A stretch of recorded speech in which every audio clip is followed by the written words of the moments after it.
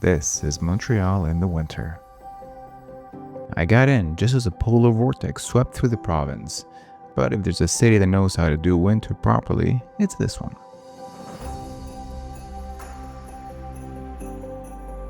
Montreal seems to shine even brighter this time of year, from the fresh blanket of snow to the glow of festive lights. It felt like the city had put on its best winter coat for the holidays, and I was lucky enough to be here to experience it. I spent much of my time wandering through Old Montreal. Founded in 1642, it's nearly 400 years old, and you feel that history everywhere. In the cobblestone streets, the stunning architecture, and the way every corner looks like a postcard.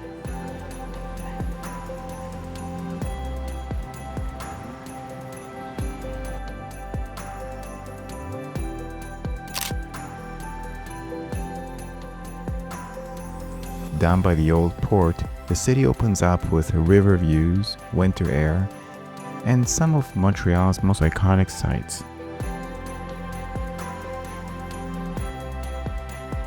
Canada's tallest observation wheel, la Grande Roue, feels even more impressive in the winter.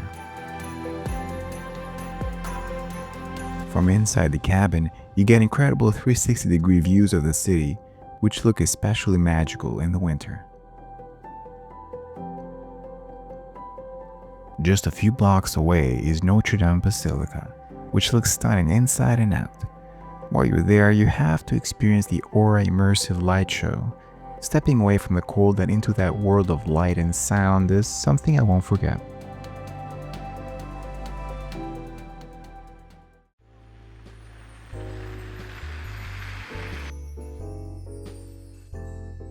Winter in Montreal has a way of slowing things down just enough to notice the details. The crunch of snow under your boots, the warm glow spilling out of coffee shops, and the way the city feels historic yet vibrant and alive.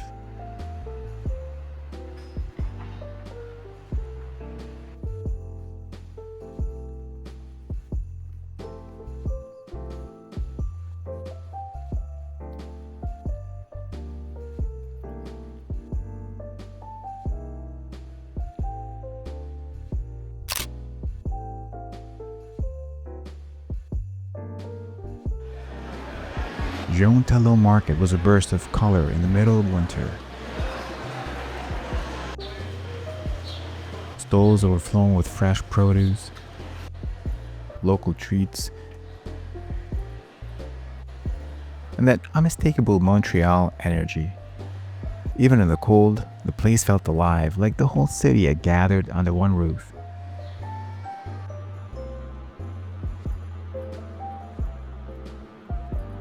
I visited McGill University's campus, and the mix of historic stone buildings and open spaces really stands out.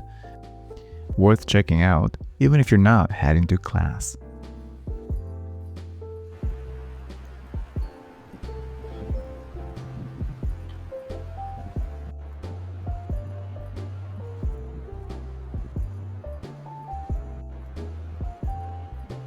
From campus, it's just a short walk into the city center.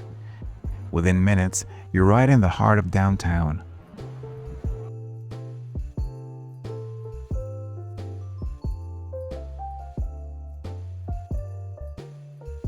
The ring installation rises above the plaza, a giant circle framing the skyline. And it's one of those spots that makes Montreal feel modern, creative, and a little playful.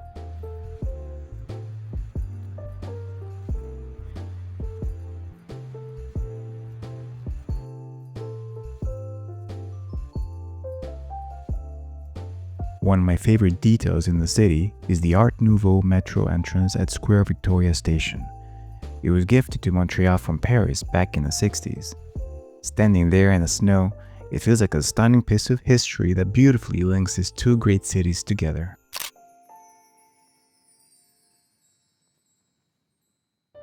Heading east, the architecture shifts towards the futuristic lines of the Olympic Park. Built for the 1976 Summer Games, it stands as a massive monument to the city's global ambition, featuring the world's tallest inclined tower. It's a space currently in the midst of a major renaissance, with a massive renovation of the stadium's iconic roof to preserve it for future generations.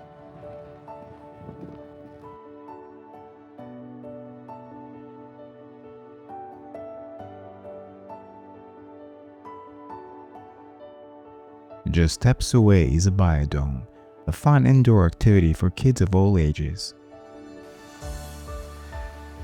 Inside, the city's former Olympic velodrome has been transformed into 5 different ecosystems.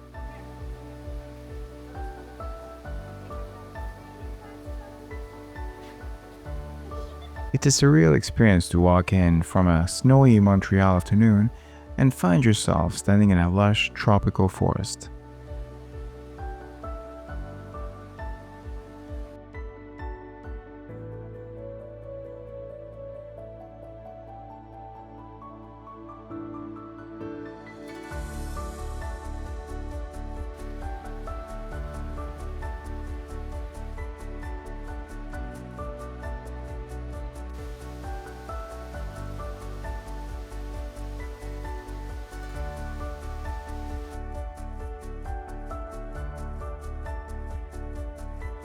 I ended the day at Parc Jean-Drapeau. It's a beautiful spot spread across the island, and one of the best places in the city to watch the sunset. Seeing the biosphere, that iconic steel dome, alongside the massive triangular shape of the trois-disc sculpture, and the city skyline in the background, you become a witness to the full scale of Montreal's history.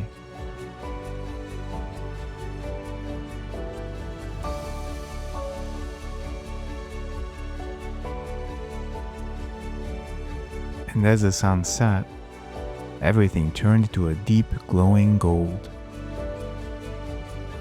becoming a moment of total peace.